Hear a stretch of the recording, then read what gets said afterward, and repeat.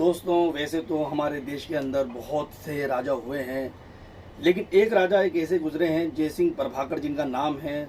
दोस्तों, ये एक ऐसे राजा हैं जिन्होंने अंग्रेज़ों की धज्जियां उड़ा के रख दी। मैं कहना चाहूँगा कि रोल्स रॉयस जो दुनिया के अंदर एक ऐसी कार बनाने वाली कंपनी है जो बेहद महंगी गाड़ियाँ बनाती है, उस गाड़ी की कंपनी की को उस घुटनों पे लाने वाला जो कोई शख्स है वो जयसिंह प्रभाकर है। कहानी बहुत ही इंटरेस्टिंग है दोस्तों, आप सुनेंगे तो दोस्तों आपको बहुत ही मज़ा आएगा। उम्मीद करूंगा आपको ये कहानी बहुत ही ज़्यादा पसंद आएगी। और दोस्तों, ये कहानी आपको अच्छी लगे तो दोस्तों इस वीडियो को लाइक करें, शेयर करें और दोस्तों हमारे चैनल को सब्सक्राइब करें। बात है 1920 की। दोस्तों, जयसिंह प्रभाकर वैसे तो अपने देश के अंदर, इंडिया के अंदर सोने से लदे और महंगे कपड़े, आलीशान काफिले, इन सब में रहा करते थे, लेकिन इस वक्त वो थे लंदन में। अच्छा, लंदन में होने के बाद उन्होंने फिर भी वैसे नए कपड़े पहन रखे थे जैसे वो इंडिया में पहनते थे।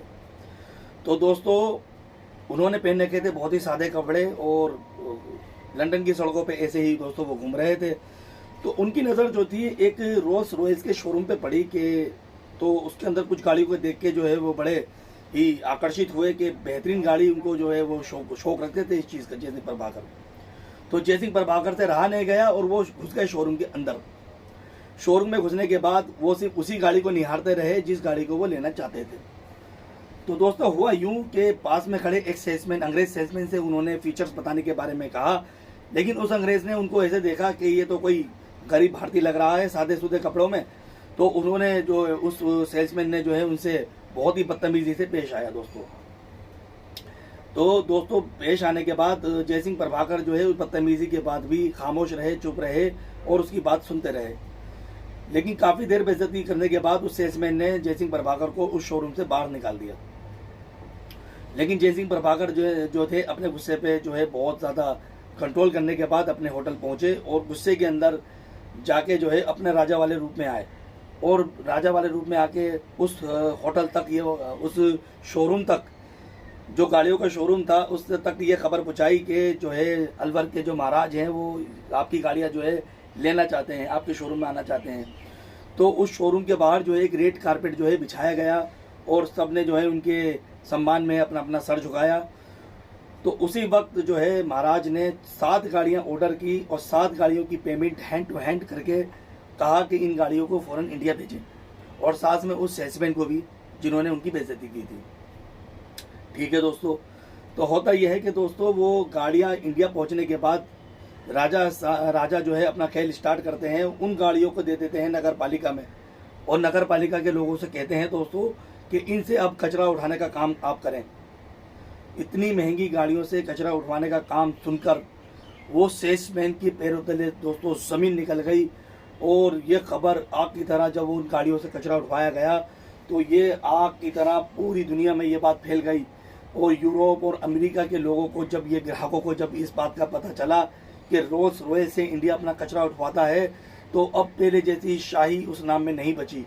रोल्स रॉयस के नाम से जब लोग लेते तो लोग कहते कि वही गाड़ी है जिससे इंडिया में कचरा उठाया जाता है। दोस्तों, ऐसी हालत हो गई। दोस्तों, ये हालत देखने के बाद कंपनी के शेयर, कंपनी इस तरह से नीचे की तरफ डाउन हुई कि उनकी बिक्री बिल्कुल ज़ीरो के बराबर हो गई दोस्तों।